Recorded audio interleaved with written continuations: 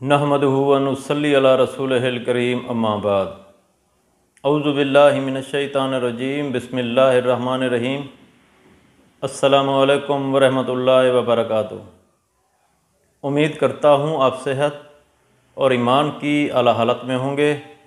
اللہ تبارک و تعالیٰ آپ کو اور آپ کے اہل خانہ کو ہمیشہ ہنستا مسکراتا رکھے۔ خوابوں کی تعبیر میں ہمارا آج کا موضوع ہے خواب میں مرغا دیکھنا۔ علامہ ابن سیرین رحمۃ اللہ علیہ نے خواب میں مرغا دیکھنے کی کئی مختلف صورتیں بیان کی ہیں، ہر صورت کی الگ الگ تعبیر بیان کی ہے۔ مثلاً خواب میں مرغا دیکھنا، خواب میں مرغا ذبح کرنا، مرغے کی اذان سننا، مرغے کی آواز سننا یا خواب میں مرغے کا گوشت کھانا وغیرہ۔ اگر آپ ان صورتوں کی تعبیر جاننا چاہتے ہیں یا ان سے ملتی جلتی کسی اور صورت کی تعبیر جاننا چاہتے ہیں تو اس ویڈیو کو آخر تک ضرور دیکھیں، اور اگر آپ نے ابھی تک ہمارے یوٹیوب چینل خواب کی حقیقت کو سبسکرائب نہیں کیا تو پہلے سبسکرائب کر لیں تاکہ ہماری اگلی آنے والی ویڈیو آپ تک پہنچ سکے۔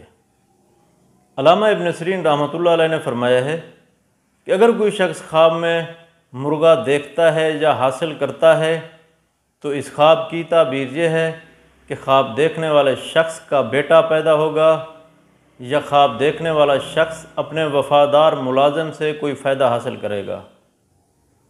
اگر کوئی شخص خواب میں دیکھے کہ وہ مرغا ذبح کرتا ہے تو اس خواب کی تعبیر یہ ہے کہ یہ خواب دیکھنے والے شخص کے لیے نیکی کی علامت ہے، حلال مال پائے گا۔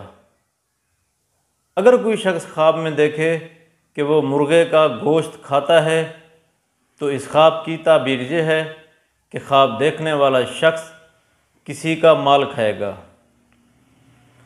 اگر کوئی شخص خواب میں دیکھے کہ وہ مرغے کی اذان سنتا ہے تو اس خواب کی تعبیر یہ ہے کہ خواب دیکھنے والا شخص خوشخبری پائے گا، دیندار اور پرہیزگار عورت سے محبت کرے گا۔ اگر کوئی شخص خواب میں دیکھے کہ وہ مرغے کی آواز سنتا ہے تو اس خواب کی تعبیر یہ ہے کہ خواب دیکھنے والا شخص نیکی اور خیرات پسند کرے گا۔ حضرت جابر مغربی رحمۃ اللہ علیہ نے فرمایا ہے کہ اگر کوئی شخص خواب میں دیکھے کہ اس کے پاس گھریلو مرغا ہے تو اس خواب کی تعبیر یہ ہے کہ خواب دیکھنے والا شخص اس کے ہاں بیٹا پیدا ہوگا اور اس کی کسی مرد مؤذن کے ساتھ صحبت ہوگی۔ چنانچہ نبی کریم صلی اللہ علیہ وآلہ وسلم نے فرمایا ہے کہ مرغا میرا دوست ہے اور نماز کی طرف بلاتا ہے۔ اللہ تبارک و تعالیٰ سے دعا ہے کہ اللہ تبارک و تعالیٰ ہمارے خوابوں کو ہمارے لیے باعث رحمت اور باعث برکت بنائے۔ السلام علیکم ورحمۃ اللہ وبرکاتہ۔